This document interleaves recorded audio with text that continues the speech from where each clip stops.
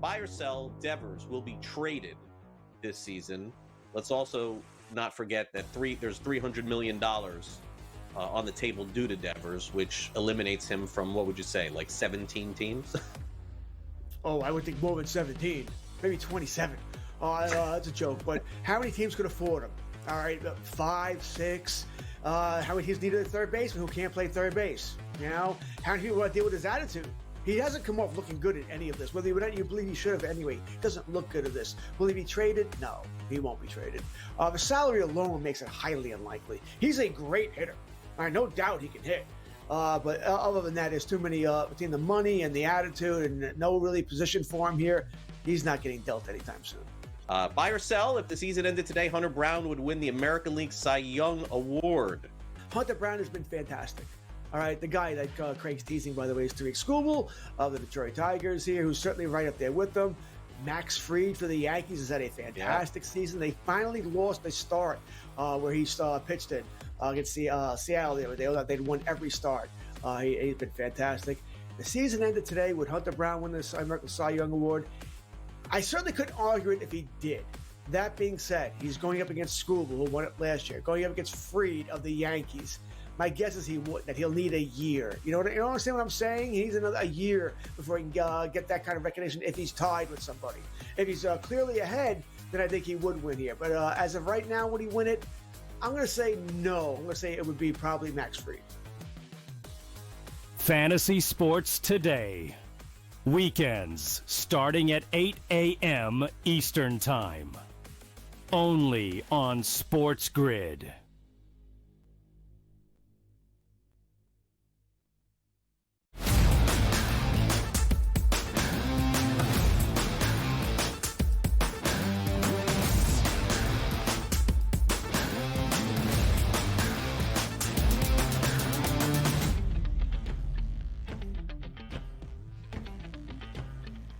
Welcome to hour number 2, live right here on this Tuesday morning on the early line on SportsGrid. He is Donnie right side. I am Ben Stevens. Live in person in studio together up until 11 a.m. Eastern on a special rendition following the long Memorial Day holiday weekend in person in studio on TEL. Memorial Day, right? We thank everybody who has served this country and we pay your respect. But it also feels like the unofficial kickoff to summer. When you think summer in the States, you think barbecues, you think grill outs, you think Donnie's favorite smash burgers, maybe some hot dogs. And you probably also think America's pastime.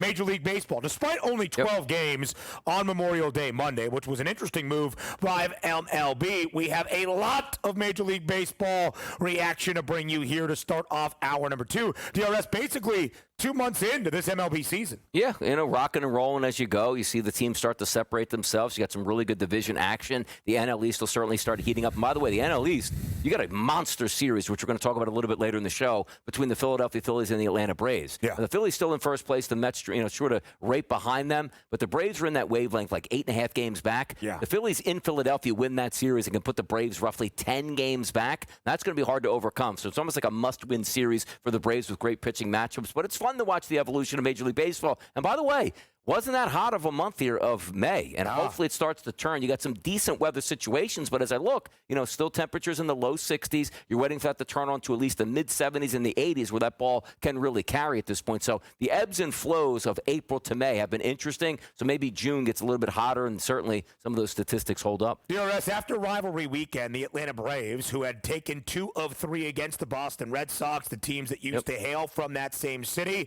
were 24-23. Of course, the story for Atlanta this season, off to the 0-7 start, injuries being a big component. Spencer Strider was back, then he was injured, then he came back last week. Ronald Acuna Jr. made his return and his season debut in 2025 last week as well, and on the very first pitch that he saw, he hit a home run. The theatrics there for the 2023 NL MVP winner. But based on some of that uncharacteristic May weather, the Braves have only played 5 games in the last 9 days or so, and Atlanta has dropped a few of them. So the Braves now 2 games below 500, 25 and 27, before they start their midweek set against their NL East divisional foe in the Philadelphia Phillies this week in Philadelphia and starting on this Tuesday night. Also gives us a moment about 2 months into this MLB season. Most teams have played at least 53, 54 games around the major leagues. Of course, we still have a lot to go in 162. But DRS, we can update those World Series odds and what we have seen so far. Of course, one of the main storylines entering this season with how loaded a roster the LA Dodgers have. Once again, the reigning World Series champs were a plus 240 price to win a second consecutive World Series crown in 2025. They've moved back by a dime, now at plus 250, but still a ton shorter than anybody else, DRS, really around Major League Baseball. And then, rightfully so. Mark the movement here as you see that graphic coming up here, and the movement based on opening day. And you say, well, why haven't the Dodgers, they haven't, some people probably thought the Dodgers would have 3 or 4 losses at this point because how devastating their offseason was against Major League Baseball. But understand this. I always like to say, Ben, the worst teams win 60 games. You don't even think that's possible with some of the rosters that are out there. But it's baseball. You win 2 out of 3 games in a series, that's absolutely doing your job. When you focus on the Dodgers, the Yankees, the Phillies, the Mets, the Tigers, it's not who's going to win the regular season. It's how your team is going to match up in the playoffs once you get there, which means what does your starting rotation look like? So you look at the Dodgers. They're very talented. They just have to be healthy, and they're probably going to add an extra pitcher at the deadline if they need that. New York Yankees getting some really good pitching. Max Fried has been sensational. Imagine if they had Garrett Cole on this team as well. Rodon's starting to come back into form. The Philadelphia Phillies, maybe the best overall rotation in baseball. Then you have the Mets there, which is sort of that outlier. Not big names, but performing extremely well. And then you see the Tigers. Hey, how could the Tigers win? I don't know. You want Scoob on the mound game number 1 to face your team? You're probably 0-1. I don't care what your team is, including the Los Angeles Dodgers with how good he's been. Same thing with the Braves. Schwellenbach, one of those pitchers you're looking as a young pitcher to start to perform. Strider coming back from an injury. Chris Sale already on that team last year winning the Cy Young Award. So you're basing this not on the fun of the baseball team in the 1 through 9. It's more of the starting pitching. Once you get to the playoffs,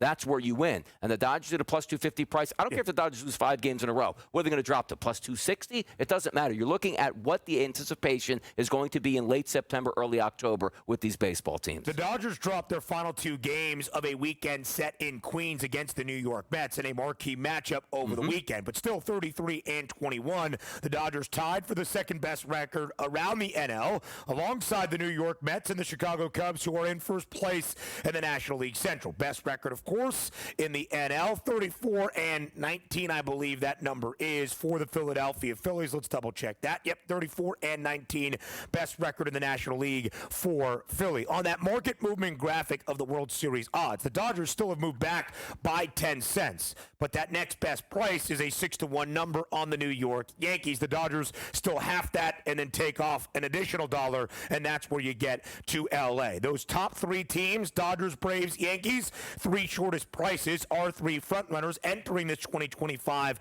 MLB season. We have talked about the Braves moving back, DRS. No team in Major League Baseball history has started 0-7 and reached the postseason. Feels slightly different based on the preseason expectation for Atlanta, all the talent the Braves have on the roster, and you would expect a better health with Ronald Acuna Jr. and Spencer Strider now back in the rotation. But they're still playing from a huge deficit, and they're still 2 games below 500 at 25-27. I'm not sure they can win the National League East, as you said, a critical late May midweek series against the Philadelphia Phillies. But I think the question for the Braves now in the expanded postseason in the NL is, can they even earn a playoff spot? I think they can, because again, you're looking at one of the better front offices in Major League Baseball, coupled with the fact they have a lot of talent and a lot of talent just coming back. The expectations for Spencer Strider by August and September back in Cy Young form. The expectations for Ronald Acuna right off the bat as an MVP candidate because he's rocketing baseballs into the seats already. But understand this, though. You can't dig yourself that big of a grave to start the season. They've already overcame it one time and sort of battled back, but now starting to slip. If you go into Philadelphia, let's say worst case scenario, they're 8.5 games back right now. They're 11.5 games back by the time you start June. I don't care what team you are. You are not going to overcome that. And I think we even asked last week, was it like one of the polls was, would you take the Braves to win the NL East? East. They were 5.5 games back. And I said, no. Now they're 8.5 games back with Strider back and also with Ronald Acuna. Things certainly haven't turned their direction, but they can only dig themselves out by winning series and just sort of slow playing it. Hey, you're back 8.5 games. Why not by the time mid-June you're back 6.5 games? By the time you hit the All-Star break, it's 4.5 games. That's what you have to do. But it starts this week, and that's not a home series for them. It's in Philadelphia, and Philadelphia, the best starting rotation in baseball. It's not like, hey, we got lucky here on the Phillies who they're going to start. It doesn't matter. Every single day the Phillies roll out a quality all-star caliber starter to go against your team here. They're going to need a big effort to get through Philadelphia. A really big one tonight at the bank. It's Ranger Suarez getting the start for Philadelphia. Spencer Strider on the other side in start number 2 since yet another return from the IL. The Yankees are the favorites out of the American League. The Yankees are the favorites, or at least at second best price, to win a World Series, only behind the Dodgers. That price has been slashed by $3. 9-1 before the year DRS, now plus 600. The Yanks playing really good baseball at this moment. The Pinstripes have won 6 consecutive series. They've won 14 of their last 18 games. Yeah, and we'll see if they make any moves at the deadline. But Max Fried has been awesome since coming over from the Atlanta Braves. But also understand this. We were sort of questioning what that lineup was going to look at. Because opening day, it's like, all right, you're not going to have Stanton there. We know Judge is going to be good. Who's going to replace Soto? A lot of players stepping up. And how about this? 301 scored, leading the American League in the run-scoring category. That is massive, man. If the Yankees pound away at the plate, their bullpen's going to recover, and they'll add players to that starting rotation if they need it. The Yankees are the best team, to me, in the American League. We'll talk about those bottom 3 teams on that market movement graphic. They have been the biggest movers so far this year. Some good, and in Baltimore, it's been very bad. More next.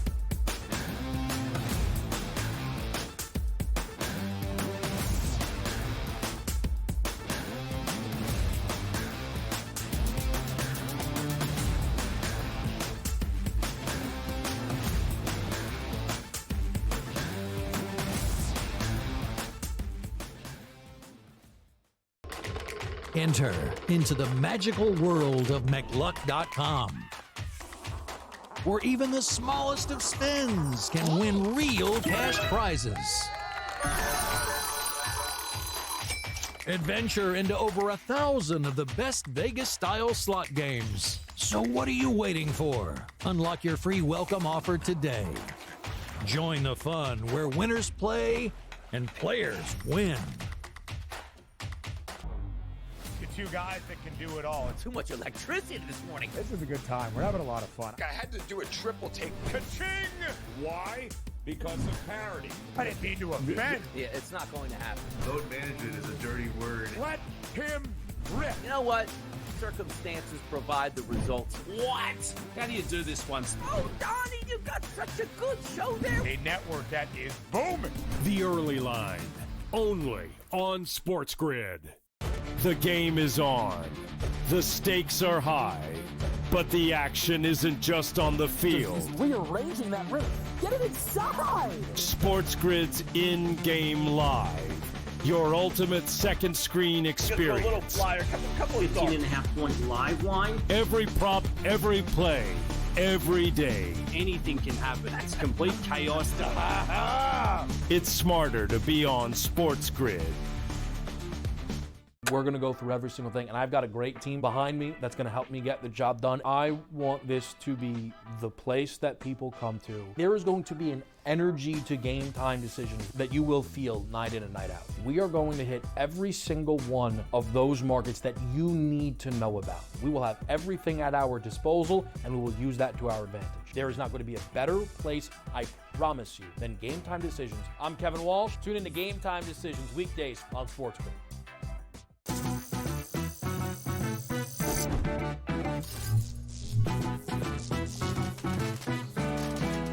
Did you know sportsbooks tend to draw up tighter bet lines for events that get even more bettors, like championship games or major matchups? My tip? Try betting on less popular sports. You might have a better shot at beating those odds. Now, go get lucky. See you in Las Vegas. Let's get lucky.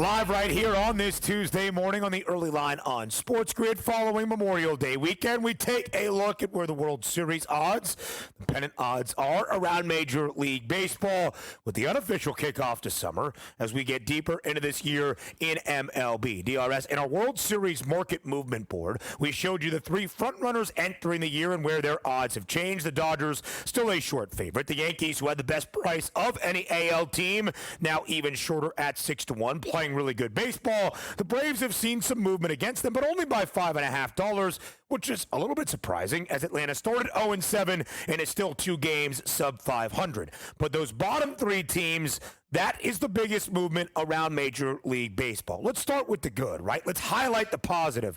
The Detroit Tigers, the best record in all of MLB, 35-20, a full game advantage in the AL over the New York Yankees, and a full game advantage also over the Philadelphia Phillies for that best mark in Major League Baseball. The Detroit Tigers have plenty of young talent offensively, and at this moment, DRS, they've got the best pitcher in baseball in Tarek Skubal, the reigning American League Cy Young winner, who had one of the gems of his career over the weekend for Detroit and continues to look the part of that best pitcher, the best ace in all of MLB. Yeah, in a short series, you don't want to face really good pitching, and he's a really good pitcher that you're going to face right off the bat at that point. But also understand this. You're looking at a lineup that over the past couple of years had talent, but just couldn't put it together. And you're also getting really good seasons by Javi Baez, one of those guys really cast off. Crazy. Big name free agent, let's sign him up and see what happens. And it really didn't work out. Now he's batting in the 9 hole and absolutely scorching the baseball on a day-to-day basis. You got Gleyber Torres in the 2 spot. But the important guys, the guys that you're building around, the Kerry Carpenters, the Cole Keiths, the Riley Greens, the Spencer Torkelson, a high draft pick just a few short years ago. Those guys are starting to hit, coupled with a bullpen that's holding up. You got a nice lineup with a great mix of left-handed batters and right-handed batters, and the front-end starting pitching. Why not? Like we asked again last week on a poll, like, do you really think that Detroit is going to be one of those teams that you can contend for a championship? And off the bat, you probably just say no because it's Detroit, and what do you have? But look around Major League Baseball, which includes the American League. They're right up there with the Yankees. They can go toe-to-toe with the Yankees pitching. Now we'll see what some of the changes made by midseason at the trade deadline and towards the end of September with some of those call-ups. But for me, I really like what I see in the Detroit Tigers because why? Front-end pitching with talent starting to come about in the 1 through 9. It's a fun baseball team to watch, and they're playing great baseball to start the season. Jack Flaherty right behind him there in that rotation. Of course, Flaherty, who was once in Detroit last year with the Dodgers, started game number 1 of the World Series for LA, so he will not shy away from those moments in October, perhaps even early November. Tarek Skubal in a matchup over the weekend over AL Central foe, the Cleveland Guardians. First complete game shutout of his career. 9 innings of work, only 2 base knocks. Of course, did not allow a single earned run with 13 Ks. And one of the final pitches that he had of the game, maybe his final pitch in that matchup, was still north of 100 miles per hour. He was absolutely filthy. He is now an even money favorite to win the American League Cy Young Award for a second consecutive year. So the Tigers 30-1 before the year, now 12-1 to win that World Series, and certainly looking the part of a true pennant contender in the American League in the World Series as a whole. That other 30-1 price, but in the other league, DRS, same division, NL Central, that would be the Chicago Cubs. 30-1, now slashed in half, 15-1. One of the best offenses in the bigs with one of the brightest young offensive stars in Major League Baseball. That would be Pete Crow Armstrong for the Cubbies. Yeah, fun team, and also you're taking a look at them losing one of their starting pitchers that they expected to be their ace, no longer with them. It's a big money club. Sometimes they don't spend big money as they should in Chicago, but they should this year because that lineup can absolutely hit against the best in baseball from a perspective of good young talent here, making shrewd decisions in the offseason, bringing in players that make a lot of sense, and you're seeing that come to the forefront right now. They should be able to win the division, which means home playoff baseball for the Chicago Cubs and one of the best atmospheres in Major League Baseball, if you can make it to the playoffs, would be the Cubs in the friendly confines of Wrigley Field and those fans. I like what I see out of the Chicago Cubs, not knocking them at all, just on a day-to-day basis. Where's the wind blowing in? Is it out? But that team can absolutely rake. And PCA in that team, I look and he's hitting like around 290-ish on the season. It feels like he's hitting 690. Like every time I watch a highlight, it's Pete Crow Armstrong here, knocking a baseball out of the park, a triple off the wall, an RBI single, just making the plays he has to make. So I'm a big fan of the Chicago Cubs right now, Ben. He and Seiya Suzuki, Suzuki, each with 14 home runs, each with at least 48 ribbies as well. PCA has 48. Seiya Suzuki, the leader for Chicago, with 49 runs batted in. Not to mention the great offseason acquisition in Kyle Tucker, who's got 12 homers and 39 RBIs for the Cubbies as well. The question is the starting pitching for Chicago, with Justin Steele out for the remainder or a good majority of this season. Shota Imanaga needs to be there as well for Chicago. The biggest movement in a really, really bad way, but the biggest movement overall, the Baltimore Orioles, 16-1 DRS to win the World Series before this year. Second best price to win the World Series of any team from the AL is now 300-1. They have fired their manager, Brendan Hyde. They don't have starting pitching really at all, and even their bright offensive stars struggling in a mighty way this season. 19-34, the record for Baltimore, second worst in the American League. Only 2.5 games better than the Chicago White Sox as well. It has been a disastrous season for the O's. No, it certainly has, and everything has been a letdown from their starting lineup 1 through 9, right to their pitching staff, losing starting pitchers from last year. Oh, we'll easily be able to make that up. They haven't been able to do that. Now, granted, they have some injuries here to their starting pitching, and more importantly, into that lineup where a couple of guys that you feel would have played a big part in 2025 haven't been there just yet here, and they will. But Jackson Holliday's been very good, moved into the leadoff spot here. Still have Gunnar Henderson and Ryan O'Hearn and Mount Castle. There's a lot of really good components. There's just nothing you can really put your finger on because people get injured in Major League Baseball. Teams get injured. That's what happens. It's just a matter of you have enough organizational depth just to hold you above like 500 or a couple games below it. For sure. But they've been so bad in the expectations where we might be one of the best teams in Major League Baseball, if not the American League, to be one of the worst teams in Major League Baseball, and particularly in the American League. I can't put my finger on it right now, but granted, they should be a good team this summer. Once you start getting that heat and humidity down in Baltimore, that lineup 1 through 9 gets in. Maybe you're starting to look at those 7-6, 8-6 type ball games there where they can out-hit their opponents. They got a long way to go to make up some of that damage. A playoff team in each of the past 2 seasons. The 1 seed in the American League postseason 2 years ago. It was trying to get that playoff momentum and capitalize on their experience.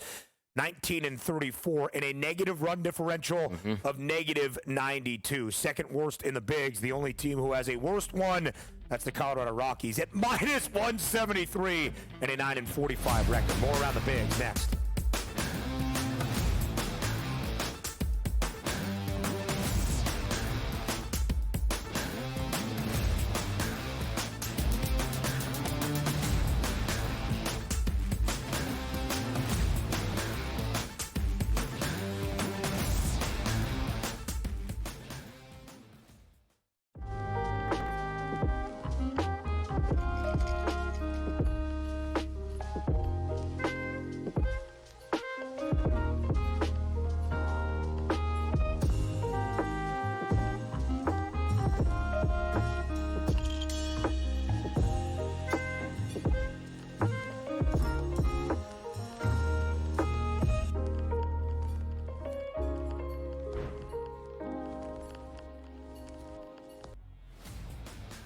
Your college performance does not relate to the National Football League.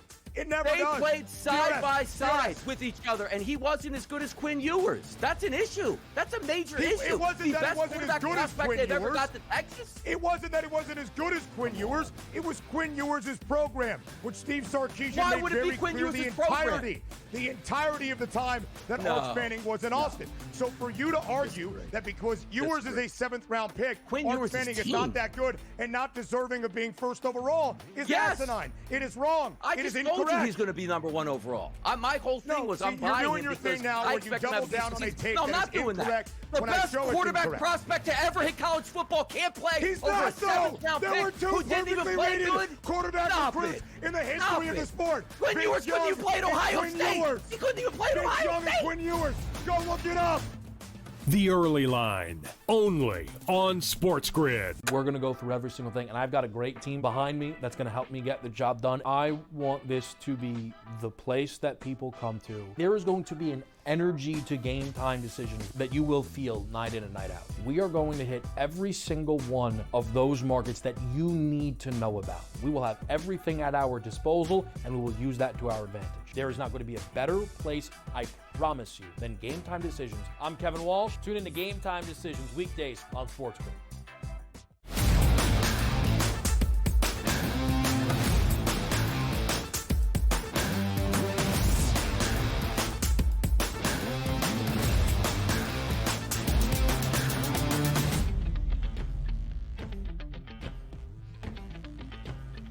So in our World Series odds in the market movement board, one team that was notably absent, DRS, your Philadelphia Phillies. At a plus 950 price, the Phils have the third best number currently to win the World Series. The reason they were not on the market movement board, they were not any of our three frontrunners entering this season. It was the Dodgers, Yankees, and the Braves. And then the largest movement that we had seen for the Tigers and the Cubs in a good way, and the Baltimore Orioles in a very, very, very, very bad way. The Phils entered this year, though, still as a team we expected to contend for the National League pennant and a World Series championship at a 10-1 price. That number now down by a half buck at plus 950. Second best price to win the National League pennant, only behind the Dodgers. Second best price out of an NL team, of course, to win the World Series. Third best overall. And in terms of the best, Philadelphia has the best record in the National League at 34-19. And perhaps, DRS, I think you could make an argument, staff 1 through 3, 1 through 4, heck, maybe even 1 through 5 right now, the best starting rotation in Major League Baseball. Yeah, you take a look at that rotation. Zach Wheeler's an absolute machine every single game. You expect him to go 6 to 7 innings out there, maybe give up a max of 1 or 2 runs and put your team in contention for a victory. Then you have Jesus Luzardo, who the Phillies in the offseason made a trade for. He's been nothing short of absolutely spectacular. You take a look at Christopher Sanchez last year, really came into his own pitching very well again this year. And Ranger Suarez had an unbelievable start to 2024, then sort of got injured with that back injury, coming back after his first start. He's been fantastic. And Aaron Nola's on the IL with that ankle injury, going to take a little bit longer to come back. But also, understand this, bring up Mick Abel out of that, farm system, had a great start here, but also one of the better prospects in baseball, is expected to come back after a Tommy John surgery 2 years ago and is pitching extremely well in the minor leagues. That's Andrew Painter. So the rich get richer in that starting rotation for them, but the questions are going to come up. How can that bullpen certainly hold on with Jose Alvarado down for 80 games? Won't be available for the playoffs. That could be an issue moving forward. But also, that 1 through 9 lineup right now with Trey Turner, look at all the money, $300 million contract, hasn't really come to fruition, and it hasn't until the past couple weeks. He's been nothing short of great. Kyle Schwarber is absolutely crushing the baseball. So have Bryce Harper and a lot of good players in that lineup. If the Phillies can find sort of that leveling ground here for that bullpen, why not win a championship? If it's about starting rotation, getting to the playoffs, and it's about players that can be clutch in the playoffs, the Phillies have that in spades. And if you have not been paying a ton of attention, you probably hear Philadelphia Phillies postseason staff starting rotation and think, the 1-2 of Zach Wheeler and Aaron Nola. It's not even Aaron Nola anymore, and yet the Philadelphia Phillies continue to get it done with their arms in that starting staff for Rob Thompson. When you look at what this Philadelphia team has done as well, DRS, they did lose in the division series last year against their bitter foes in the New York Mets, but of course the previous 2 years at least reaching the NLCS as well, and a pennant now 3 seasons or 4 seasons ago. Let's talk some of the individual award favorites right now around Major League Baseball. Aaron Judge, minus 3,000 to win the American League MVP award.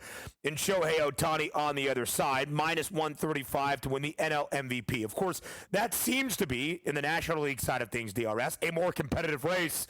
Should we just gift Aaron Judge his 3rd MVP award already in the last 4 years? Minus 3,000 after 2 months with roughly 4 months left to go in the season. You have a ankle injury, you have a hamstring injury, you have any sort of injury. That certainly puts that in a crutch. And it's crazy to see that price that high. Like Bobby Witt Jr. second at 15-1. After that, it's a 90-1 price point on guys like Gunnar Henderson and Jose Ramirez and Cal Raleigh and the likes here. It's crazy because you say to yourself, okay, well, I don't want to bet Aaron Judge. Well, okay, outside of Bobby, who do you want to bet at this point? Like, it's Aaron Judge by a wide margin. If he just stays healthy, he is going to win it. But no time am I looking at a minus 3,000 saying that makes sense because you can get injured. And if you do, you're not winning the MVP. I don't care. And I say gift to Aaron Judge. It's not a gift. You're not giving him anything just based on notoriety or name alone. Of course, with his performance this year, he is certainly earning and deserving it. I'm saying gift as in, is the race already done by the time we get to the end of May? It is certainly looking like that if all things considered, health stays there for Aaron Judge, and we assume that to be the case. How about the National League MVP award? Shohei Ohtani, minus 135. We thought Shohei would be back on the bump in 2025. Not just yet, but is his performance at the dish as a DH good enough to win this award for a second straight season? We talked about this on Pro Baseball today. He was low as a minus 110 price point like 2 days ago. Now hitting more home runs, increasing that lead. but also understand this. He's going to get back to the mound this year. We know if he's going to be starting, but if you just add him in as a reliever or a spot starter or every seventh day on the mound, that minus 135 is going to be an absolute bargain. You know he's going to hit this year. You know he's probably going to hit 50 bombs, and he's going to be back on the mound. Who's touching the guy? Nobody. The price points between minus 3,000, which I agree with Judge should be the favorite, just not that high. But Ohtani at minus 135 when he's going to start pitching again, sky's the limit, man. What a price. MLB lead for Ohtani, 19 home runs this season. More on the early line comes your way next.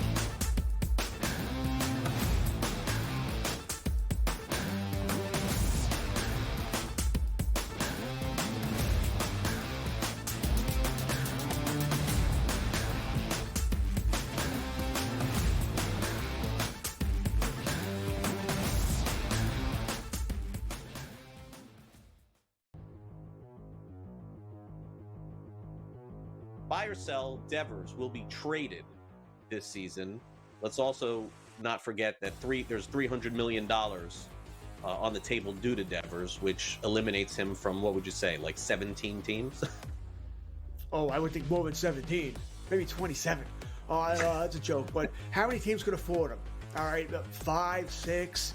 How many teams needed a third baseman who can't play third base? You know, how many people want to deal with his attitude?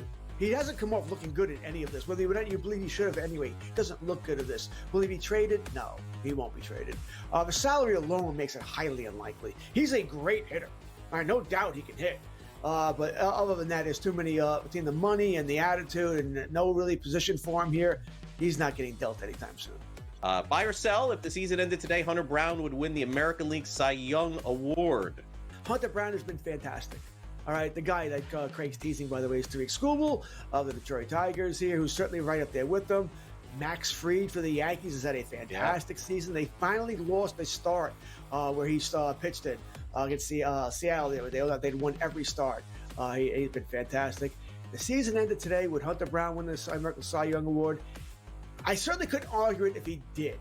That being said, he's going up against Skubal, who won it last year, going up against Fried of the Yankees. My guess is that he'll need a year. You understand what I'm saying? He needs a year before he can get that kind of recognition if he's tied with somebody. If he's clearly ahead, then I think he would win here. But as of right now, would he win it? I'm going to say no. I'm going to say it would be probably Max Fried. Fantasy Sports Today. Weekends starting at 8 a.m. Eastern Time. Only on SportsGrid.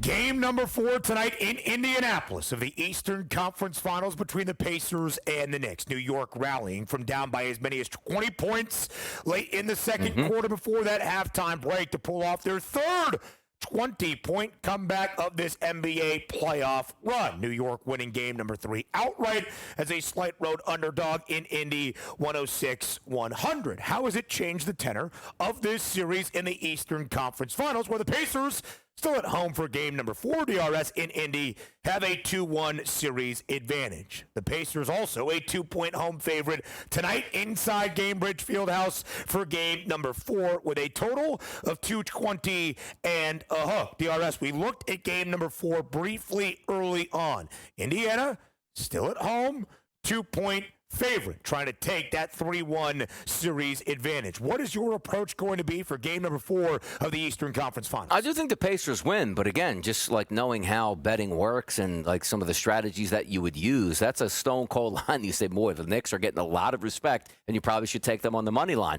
But just looking at the way the game played out, the previous one, it's like, all right, well, what's the flow going to be? Are we going to have a big lead for one team and a huge comeback at the end of it? I mean, possibly we could. We've seen a lot of that in the playoffs so far, but I always lean towards the home team. Like, the Pacers are good. I think they're a better team than the New York Knicks, and they're home, and you're basically asking them to win this game, Ben.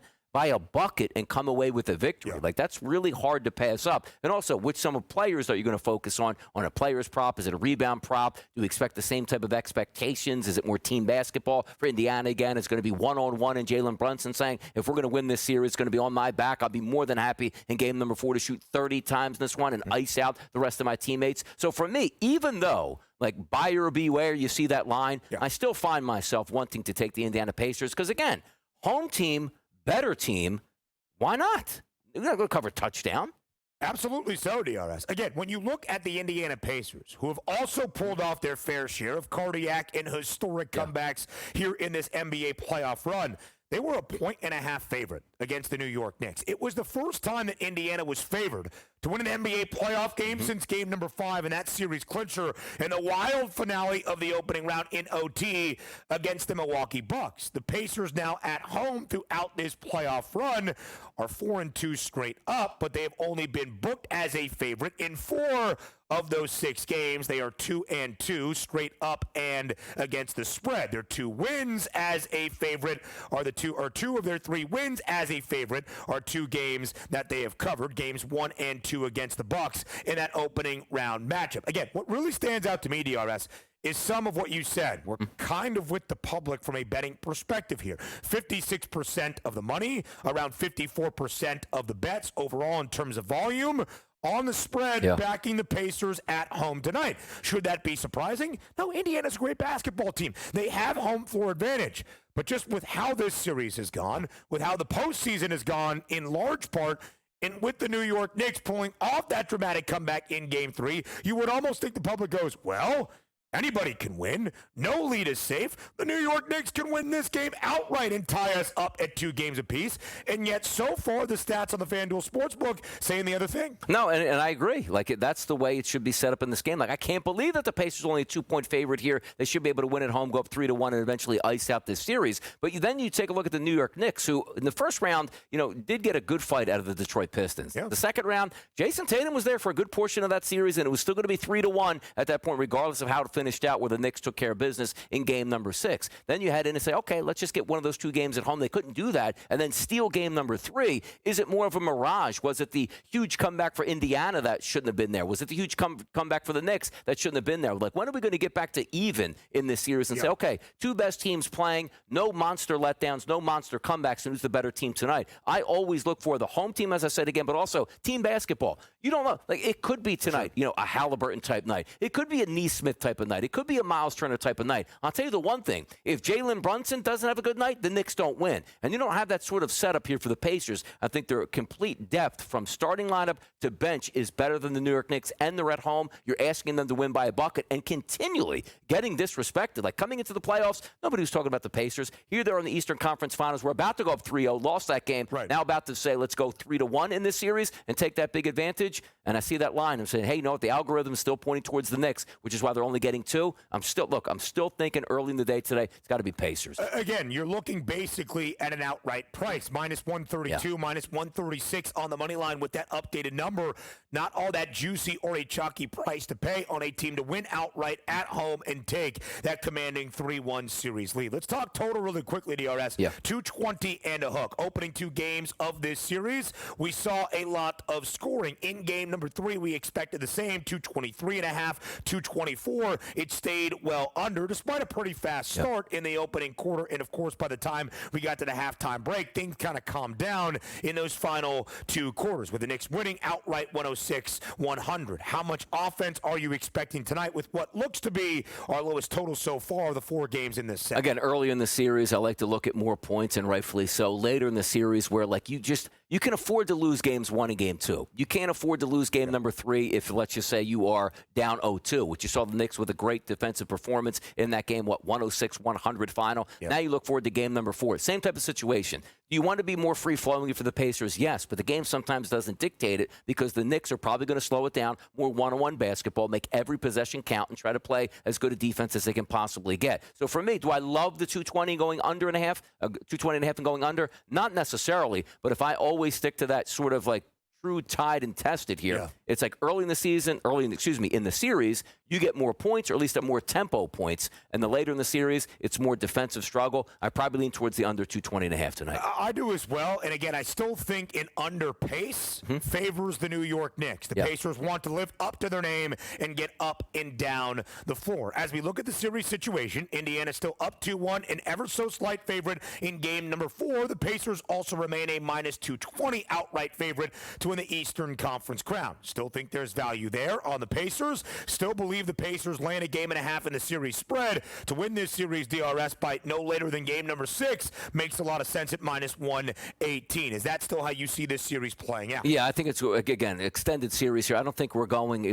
let's just say the Knicks win this game tonight. Yeah. Still, you're going to have a game come back there in Indy. Even if Indy wins tonight, I do think the Knicks would win game number 5, pushing a game number 6. So a 6 or 7 that's going to end. And again, I'm still picking the Pacers. I think they're the better team. And I do quite frankly think they win tonight, which would be 3-1. But the Knicks aren't going to go away. They're not going to go home to Madison Square Garden with such a great chance to get the NBA Finals. Like, you know what? It's 3-1. Let's just make it 4-1 and get out of town. I think they win game number 5 to at least get to a game number 6. And then, hey, you're just going to rely on your superstar players at that point to try to guide you through. It is, again, pretty crazy of what we have seen so far in this postseason. The Knicks have come back from down by 23 times, NBA playoff record. The Pacers have come back from down 20 twice. We had not seen a team prior to this postseason pull that off multiple times in a single playoff run. We now have both of our teams squaring off in the Eastern Conference Finals, accomplishing that historic feat. And these teams have done that on the road, DRS. The New York Knicks are 6-1 away from Madison Square Garden, despite all the theater and the celebrity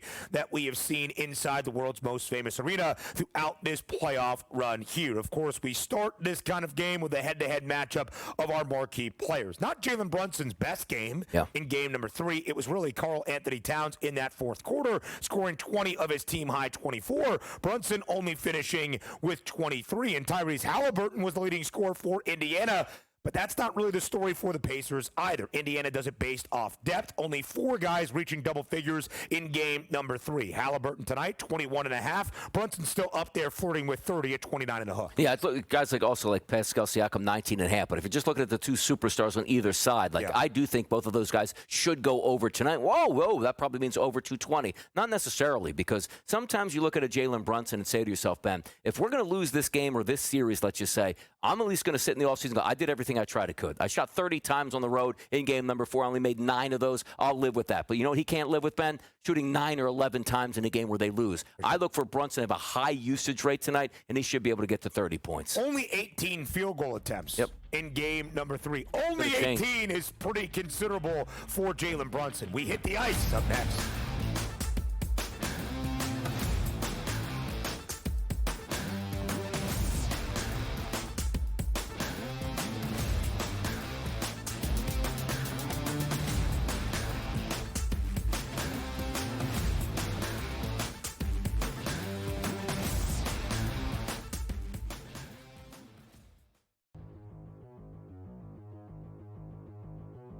Buy or sell, Devers will be traded this season.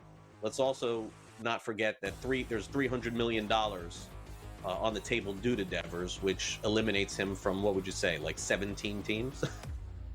Oh, I would think more than 17, maybe 27. That's a joke, but how many teams could afford him? All right, 5, 6. How many teams need a third baseman who can't play third base? You know, how many people want to deal with his attitude?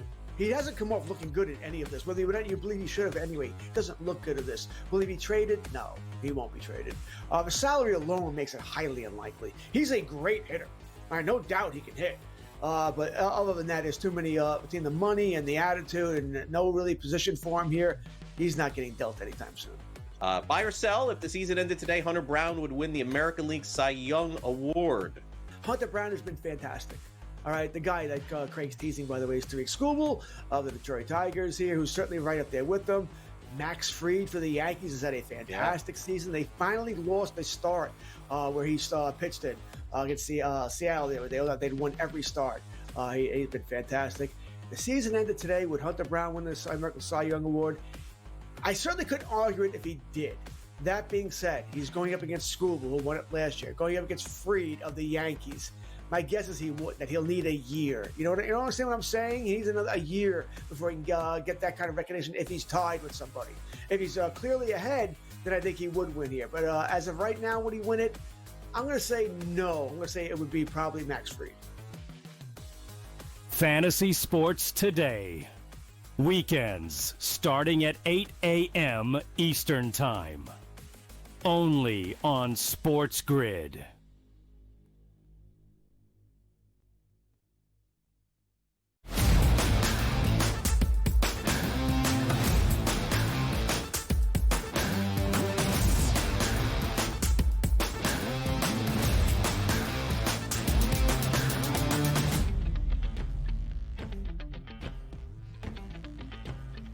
The end of May, it is postseason time, and that continues in the conference final round of the Stanley Cup Playoffs. We have a ton to get you caught up on over the weekend on the ice, and helping us to do that here on this Tuesday on the early line on SportsGrid, it is Troy Perlowitz of the NHL here to break everything down. Game number 4 last night in Sunrise at the home of this reigning Stanley Cup champions, and getting ready for game number 4 in the Western Conference final between the Stars and the Oilers as well. Troy, we appreciate the time. Thanks for joining us here to start off a new week on TEL. Thanks so much for having me, guys. Excited to join you. Yeah, very excited to talk some puck with you here after game number 4 of the Eastern Conference final last night, Troy. And for the first time in a very long time, the Carolina Hurricanes finally win a game in the conference final to avoid being swept by the Florida Panthers. Carolina goes into Sunrise last night and wins 3-0 on road ice. Both of those final 2 goals for the Hurricanes scored late in the third period on an empty net, so it was pretty close last night, Troy. But Carolina snaps their 15-game conference final losing skid for their first win here in the Eastern Conference final against Florida. What did Carolina finally figure out last night to edge out the Panthers? Yeah, I mean, you're right. I thought it was funny that the last time Carolina had won a conference final game, their head coach was the scored the game-winning goal. What they did last night and they hadn't done at the start of the series is they kept Florida out of the middle of the ice. Florida loves to score goals from those high-danger, greasy areas of the ice right above the crease. And Carolina only allowed 2 high-danger shots on goal last night. A lot of that was Jacob Slavin, who was incredible. But they had allowed 9 high-danger shots in just the third period in Game 3. To hold them to just 2 is a phenomenal defensive structured game. And they were able to get enough offense. Their offense is still kind of sputtering. Carolina scores a lot of goals from outside of the slot. It's not a really sustainable form of offense, but they were able to at least get one off the rush with Stankoven with a perfect shot. So that one goal, I don't know how sustainable that is going forward as we go deeper into the series. Florida just seems inevitable. So I don't know what's going to happen further on, but last night was a really near perfect game for Carolina. Yeah, Troy, you take a look at, too, like Florida just seems like a machine right now, and nobody could have faulted the Carolina Hurricanes for saying, you know what, we're just going to bow out here, 4-0 sweep, no sense in playing the rest of the series. But they did pick up a victory, which means they go back to their own building. If we look at the series prices now, still going to be a heavy favorite for the Florida Panthers at a minus 1,600 as opposed to the dog price here on the Hurricanes at plus 860. Tell me what we need to see for the Carolina Hurricanes to even win game number 5 and try to extend this series. Yeah, they need their goaltender, Frederik Andersen, to play exactly as he did last night, which was to stop all the easy ones, right? Any shot from distance, he was on top of. He wasn't really getting to those early in the series. You know, he's benched for game 3, came back and responded really well. Carolina needs to play a low-scoring game. Both teams are actually very good at tilting the ice in their favor. They like to play in the offensive zone, and they're very good at it. These were actually the top 2 teams in ice tilt, which is a measure of territorial momentum. These teams were great at it during the regular season, and they carried that into the postseason in both of their first 2 rounds. If Carolina is going to push the series even further, which we've seen Carolina do against Florida, we saw Edmonton in the Stanley Cup final last year. Yep. Florida went up 3-0, then had to force a game 7. So we've seen Florida kind of, be patient, as we will, about closing out their series. And we saw Carolina last year. Carolina against the New York Rangers fell down 3-0 in their series, and they pushed that series to game 6. they play a very tough style that's difficult to play against, but so does Florida. So these are two Titans that are going head to head. I don't see the series going much further. I don't see the series going 7 games. Florida is just too good of a team. You can't beat them 3 or even 4 times in a row. Their margin of error for Carolina is 0, right? Like, you lost the first 3 games. I don't see how this series gets longer than 5 games. Of course, the Panthers, the reigning Stanley Cup champs, 1 win away still from getting back to their 3rd consecutive Cup final. You saw the price for this series to end in only 5. The gentleman sweep at -128, basically Florida's money line price for game number 5 tomorrow in Raleigh. You feel good for the Canes. They got one finally, snapping that 15-game slide, but that might be it. Let's talk Western Conference final now, Troy, in game number 4 tonight in Edmonton between the Oilers and the Stars. Dallas in Big D. 5 straight goals in the 3rd period in game 1 to win 6-3. Since then, it's been the Oilers taking 2 straight for that 2-1 series lead. What changed for Edmonton here in the Western Conference final after the opening game of the set? Yeah, so Edmonton they are clearly the fastest team still remaining in the playoffs. I think Colorado is probably a faster team in general, but Edmonton's the fastest team remaining, and nobody's faster than Connor McDavid. We measure speed bursts at NHL Edge. Anything over 20 miles an hour is considered a speed burst. Connor McDavid has 33 of them, and nobody else has more than 10. He's just the fastest player on the planet, and he's in this series. He took over game 3. He gets the puck. If he goes end to end on a rush and Dallas allows him to do that and they don't pick him up in the defensive zone, he's going to torch them. And he did that. He did that multiple times in game 3. They scored 4 goals off the rush. Zach Hyman had 2 of them. Connor McDavid assisted on another one. He scored 2. He's been generating scoring chances all playoff year long. He hasn't really been finishing. We saw that he took over game 3, scored twice. He's just a phenomenal player and probably one of the most deserving players to win the Stanley Cup that's still playing our game. I just think he seems like he's on a mission. 2 goals for McDavid in game number 3. Edmonton winning big 6-1 to take that 2-1 series advantage. We'll talk about game 4 on the other side of the break with Troy Perlowitz as well. McDavid, who won the Conn Smythe last year, the postseason MVP in the National Hockey League, even though the Oilers lost in 7 games in the Stanley Cup final against the Florida Panthers, is now the favorite to win the Conn Smythe once again at a +190 price. So we will dive into game number 4 with Troy up next. Here are the odds for what could be a commanding game for Edmonton. The Oilers a -164 home money line favorite in a total of 6.5 in what has been a fairly high-scoring series between the Stars and the Oilers. Troy breaks it down with us up next in the Western Conference Finals here on the Early Line.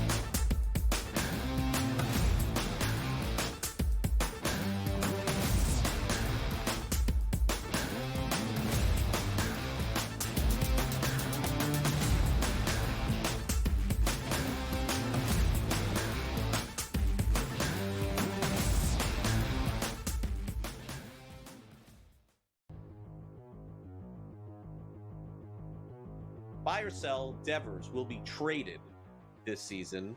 Let's also not forget that there's $300 million on the table due to Devers, which eliminates him from, what would you say, like 17 teams? Oh, I would think more than 17, maybe 27. Oh, that's a joke. But how many teams could afford him? All right, 5, 6. How many teams need a third baseman who can't play third base? You know, how many people want to deal with his attitude? He hasn't come off looking good in any of this. Whether you believe he should have anyway, he doesn't look good at this. Will he be traded? No, he won't be traded. The salary alone makes it highly unlikely. He's a great hitter. All right, no doubt he can hit. But other than that, there's too many between the money and the attitude and no really position for him here. He's not getting dealt anytime soon. Buy or sell, if the season ended today, Hunter Brown would win the American League Cy Young Award. Hunter Brown has been fantastic. All right, the guy that Craig's teasing, by the way, is Tariq Skubal of the Detroit Tigers here, who's certainly right up there with them. Reed for the Yankees has had a fantastic season. They finally lost a start where he pitched it against Seattle the other day. They'd won every start. He's been fantastic. The season ended today. Would Hunter Brown win the American Cy Young Award? I certainly couldn't argue it if he did. That being said, he's going up against Skubal, who won it last year, going up against Fried of the Yankees. My guess is that he'll need a year. You understand what I'm saying? He needs a year before he can get that kind of recognition if he's tied with somebody. If he's clearly ahead, then I think he would win here. But as of right now, would he win it? I'm going to say no. I'm going to say it would be probably Max Fried. Fantasy Sports Today. Weekends starting at 8 a.m. Eastern Time. Only on SportsGrid.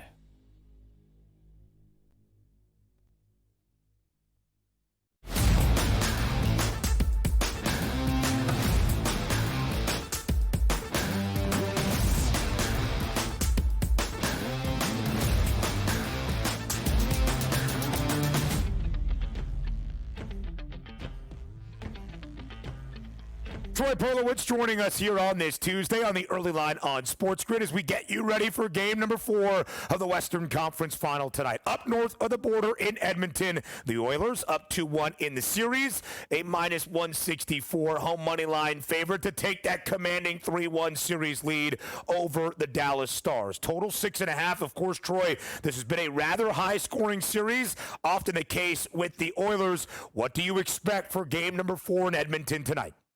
Yeah, I expect the high-powered offenses to show up. Edmonton has scored 3 goals or more in 12 of their 14 games. I don't expect their offense to slow down at all.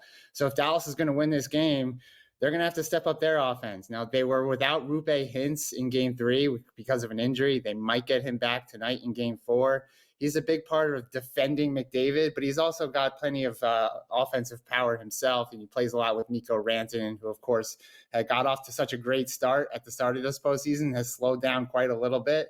But I expect the goals to come in Game 4. If we are taking a look at the Edmonton Oilers already having a 2-1 series lead here, and we take a look and say, all right, let's re-rack the series itself. Edmonton to win this series is a -365 price. The underdog price in the Dallas Stars at a +285. Are we giving up hope on the Dallas Stars with a chance, even if they lose that game tonight, 3-1 series lead, always tough to come back from? How do you see the rest of the series playing out? Yeah, I think that line makes a ton of sense. I think Edmonton has really taken over. I think they dominated Game 1. And outside of that third period where Dallas had 3 straight power play goals and ended up winning that game with 5 goals in the third period, I think Edmonton has been the better team. They've tilted the ice in their direction, and they're certainly generating more offense from, those greasy goals, as I talked about before. Those become more important in the postseason when defenses are better, goalies are better, defensive structures and teams are just better. If you can't score in front of your own net, you just can't win in the playoffs. Edmonton does that better than anybody, and I don't see them stopping. Despite Jake Ottinger, who's been playing well, he played well in prior to this series, and he's played well in this series. I know that 6-1 score in Game 3 doesn't look like he did. He stopped everything from long range and anything from the tops of the circles down. He was pretty good. It's just Edmonton just comes at you too hard. They've had the high danger shots on goal advantage in each of these games. I think they're inevitable for their second straight Cup final appearance. Yeah, the Oilers laying a 1.5 in that series spread. For Edmonton to cash that bet, they would win this series in no longer than 6 games. So you mentioned it right there, Troy. We look at the Stanley Cup odds right now. The Florida Panthers, 1 win away from getting back to their 3rd consecutive Cup final. As our reigning champs are the favorites at +105. The Oilers not all that far behind at +145. Of course, if it is Florida and Edmonton again, that's a rematch of last year's Stanley Cup final. Would it lead to the same result this time around? In my opinion, it wouldn't. I like Edmonton. I picked them at the start of the postseason. I'll mention it again. They dominate in front of the net offensively, but they're also very good defensively at keeping opponents out of the middle of the ice. So Stuart Skinner, Calvin Pickard, their goalie tandem for Edmonton. It really doesn't matter who's in between the pipes. Edmonton plays so well structurally on the defensive zone. They keep their opponents outside of the middle. They're really good. The other thing that I think why I like Edmonton, remember, they'll have home ice advantage in the Stanley Cup final if they get there. I like that. I expect a long series. Those two teams, as we saw them go 7 games last year, they're very evenly matched. Edmonton having the home ice advantage with Canada, who hasn't won a Stanley Cup since 1993. Presumably all cheering for them. I think that's too much mojo for Edmonton not to seize control. It should be a great final if we do get there with those two teams. If we take a look at the Conn Smythe Trophy working here, Troy. Connor McDavid, a plus 190 price right now in the FanDuel Sportsbook, followed by Sergei Bobrovsky, the goalie here for the Florida Panthers, Barkov, Rantanen, Draisaitl, and Tkachuk. Do you agree? Plus 190 price on Connor McDavid. If they get there, they win the Stanley Cup. It's Connor's to take home? Absolutely. That Connor McDavid just there might not be a more deserving player to win a Stanley Cup and a Conn Smythe than Connor McDavid. He's been great for the last 5 years. He's been the best player in hockey. I totally agree with that line. I just think it's going to get more expensive, so you might as well jump on it now for McDavid to win the Conn Smythe. No doubt about it. If the Oilers get back to the Cup final, Connor McDavid is not just going to be the favorite to win the Conn Smythe Award, but probably closer to even money, if not minus money, by the time game number 1 of the Stanley Cup final begins. Troy Perlowitz from the NHL joining us here on this Tuesday on the Early Line. Troy, great breakdowns, man. We appreciate it. Enjoy Game 4 tonight in Edmonton. Thanks so much, guys. I really appreciate you having me. Of course, man. We appreciate the time as always. Hour number 3, our third and final, coming up on the other side of the break. We'll get you ready for Game 4 in Indiana as well. Up next.